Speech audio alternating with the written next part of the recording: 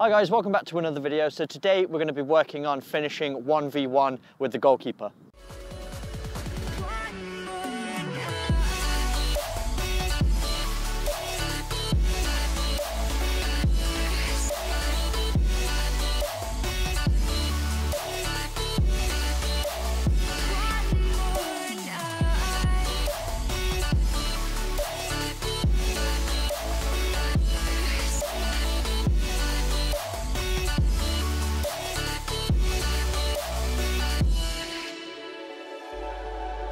Just feel my heart inside. Our love can grow so bright.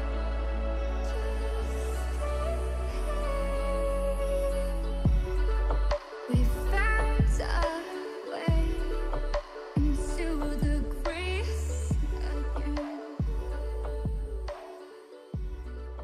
Let's not. So as a striker, you're going to find yourself in 1v1 situations with the goalkeeper pretty often. I've got a special guest to help me today. This is Jack. He's going to be trying to stop some shots. I'm going to get a bit of finishing practice on him.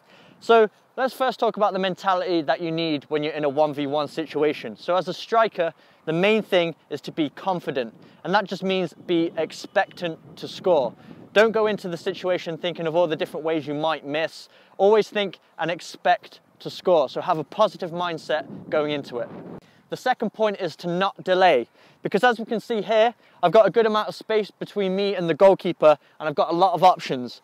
The areas of the goal look very big right now, so I've got a big target to shoot at. It's going to be easier to score. But if I delay and Jack starts to close me down, as you can see, those areas of the goal start to dissolve. So the longer you leave it, the harder it's going to be to find those corners. The next point is having your head up. You want to be able to see the goalkeeper, see his position, what areas of the goal are exposed, and what he's doing with his feet. So if he's charging me down, that's going to change my type of finish. Because if he's going to stay on his line, it's going to be a lot easier for me to find those corners. But if he's charging me down really quickly, suddenly those corners aren't available anymore. So if he's coming at a really quick pace, I can see if I can lift the ball over him or something like that. Or in addition, if he is charging me with pace, his momentum's coming forward, I can take an extra touch by him and all his momentum's going forward. It's going to be a lot harder for him to recover. So I can dribble past him and then I have an empty net. So another situation is if Jack makes himself nice and big. Jack just informed me that goalkeepers like to stay in line with the ball. That's what they're taught as a goalkeeper. They're trying to get their body between the ball and the goal, because that's going to make them cover the most of the goal. So what I like to do is, if he's not charging me down and not giving me that easy option to chip or run past him, what I like to do is manipulate his feet a little bit to give myself an advantage. So a way I can do this, if I'm dribbling straight at him, then I take a touch to the side. As Jack said, he's going to stay in line with the ball. So as he shifts over to this near post, he's staying in line between the ball and the goal. He's exposing a big part of the goal. So whatever part of the goal he exposes, which is usually the far side, that's a great place for strikers to score in. You'll see a lot of strikers at the top level in the Premier League. They shift the ball to the side, exposing the far post, and they're shooting across the goal into the far corner. It's very difficult for the goalkeepers to save. So just to show you the same sort of concept in a different scenario. So if I'm right-footed and I'm taking it on the other side of the goalkeeper, again, if I'm dribbling right at him and he's not moving, I need to move his feet. And he's always going to want to cover his near post. Isn't that right, Jack? That's another thing you're always taught as a goalkeeper. Never get beaten near post. So I know if I start taking the ball here, he's not going to let me score at that near post because he's probably going to get benched the week after. So what I like to do is shift that ball, because then it starts to expose, and then you can open up your body and almost do like a finesse shot, curling. You'll see Thierry Henry, he used to do this all the time. Take the ball to one side and then wrap it far post into that side netting. If I'm dribbling 1v1, Jack's staying central, and then I take a touch, he opens up that path.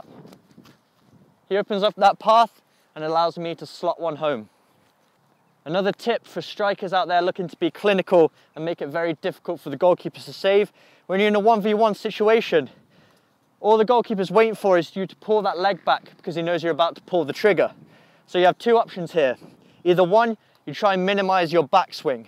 So you really want to make it a snapshot finish, because then the goalkeeper's not set, he's not waiting for that shot. For example, if I'm 1v1 and I shift the ball out of my feet and I wind up like I'm about to shoot, Jack's just making himself big and he's going to get ready to take that shot.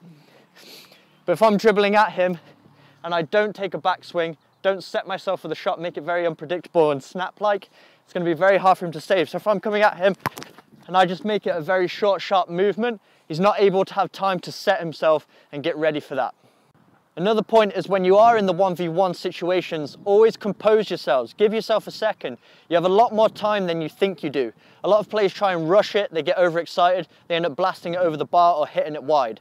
So a good point, always hit the target. If nothing else, always make sure you hit the target. It's much better to hit the target and it rebound out for another striker or go out for a corner or something like that than to rush it and just hit it over the bar. If you hit the target, no one's going to shout at you, your coach isn't going to be mad. So make sure you're hitting the target either by using the inside of your foot, going for accuracy above everything, trying to slot it into the bottom corners, or if you do use the laces, make sure you're getting your chest over the ball and hitting it nice and low.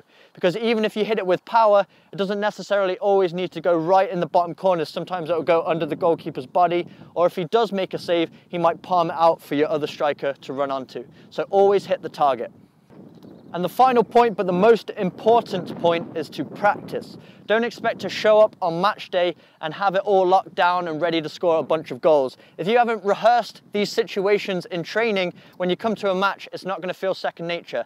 A lot of people say that strikers are all based on instinct, that what makes a good striker is not even being able to look at the goal and just knowing where the corners are and being able to find it every time. And it's true, in essence, you do need to be instinctual. You don't want to overthink it, you want to have that killer instinct. But the only way to build instinct is through hours and hours and hours of repetition, so that you can piece all these things together in the split of a second.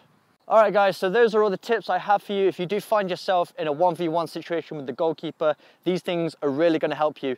Big thanks to Jack. Jack, thanks so much, mate. Any advice for strikers out there, maybe from a goalkeeper's perspective? What do you hate most when a striker? What I hate most is pace. Pace. If a striker's coming at you with pace and they've got a little drop of the shoulder, it always offsets you and you never know where they're going to go. So if you attack with pace and you attack with a bit of something about you, it's off-putting for a goalkeeper. Yeah, so a bit of deceptions, bit of speed. So kind of the things that we talked about, just going at the goalkeeper with pace, having confidence, having a bit of deception. If you don't go into a 1v1 situation against the goalie with full confidence, feeling in control, the goalkeeper's going to control your movements for you and make it very difficult. So those are all the tips I have for you today. If you did enjoy this video and learn something new, make sure you hit that like button, hit that subscribe button for weekly training videos, and I will see you guys in the next video.